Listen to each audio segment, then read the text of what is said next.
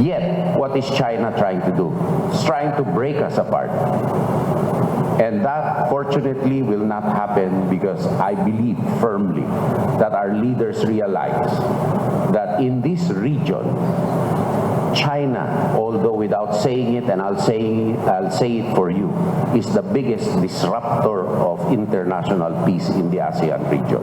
Ganito inilarawan ni Defense Secretary Gilbert Teodoro Jr. ang China sa mga ginagawa nitong hakbang sa West Philippine Sea. Kasunod ito ng pinakabagong serye ng komprontasyon sa pagitan ng Pilipinas at China, partikular sa pinag-aagawang Sabina o Escoda Shoal at Bajo de Masinloc, sa military forum na inorganisa ng US Indo-Pacific Command sa Maynila. Binanggit ni Teodoro ang itinutulak umanong bagong international order ng China kung saan ito ang mangunguna sa mga bansa. Giit ng kalihim, hindi dapat hayaan ng China na diktahan ng mundo at dapat magkaisa ang mga bansa, lalo na sa Association of Southeast Asian Nation o ASEAN, na protektahan ang soberenya. We should not allow China to define what ASEAN centrality means. We should get together in ASEAN and protect each other's sovereign rights and sovereignty while settling our internal disputes between and amongst ourselves within the context of the ASEAN Charter. Aniya, hindi lamang Pilipinas ang mawawalan, kundi buong mundo kung tuluyang makontrol ng China ang buong South China Sea. Their gain, the world's loss.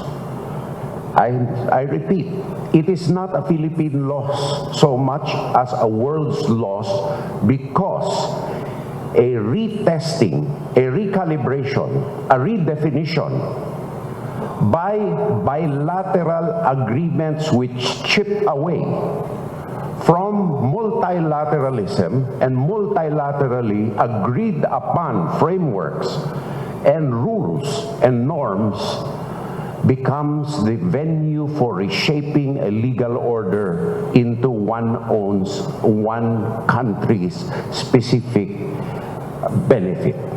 Kaya panawagan ni Teodoro sa iba pang bansa, magkaisa at tumindig para sa rules-based order at international law. Finally, this is a call from the Secretary of the Republic of Defense of the Republic of the Philippines. Please help the Philippines be, as Ambassador Carlson said, a global leader in enforcing and upholding rules-based international order, norms of international law, and do not let the Philippines be a victim for standing up to international law.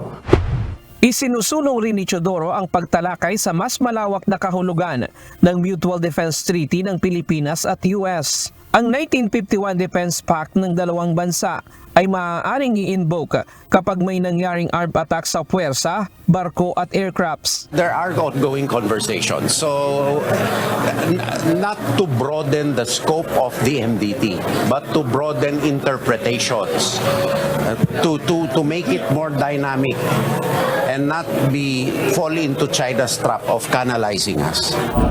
Sa posibleng pagsama naman ng Estados Unidos sa isinasagawang resupply mission sa mga sundalo nga nakaistasyon sa mga bahurang okupado ng Pilipinas, sinabi ng US Indo-Pacific Command na dadaan pa ito sa konsultasyon.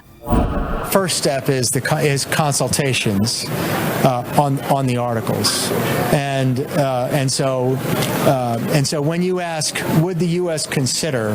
I mean, certainly within the context of consultations, every option between the two sovereign nations in terms of our mutual defense.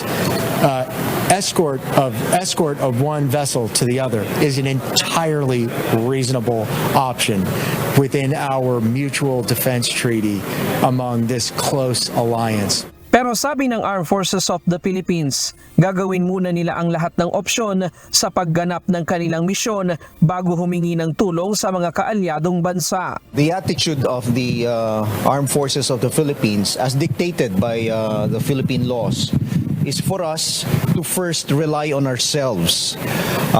So we are going to try all options, all avenues that are available to us in order for us to achieve the mission. And in this case, the resupply and rotation of our troops. So while we can do it by ourselves, we will do it.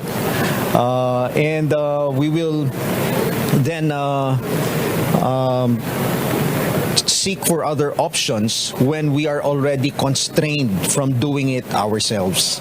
Ryan Lacanlale, UNTV News and Rescue. Diyos ang aming sandigan, serbisyo publiko ang aming pinahahalagahan.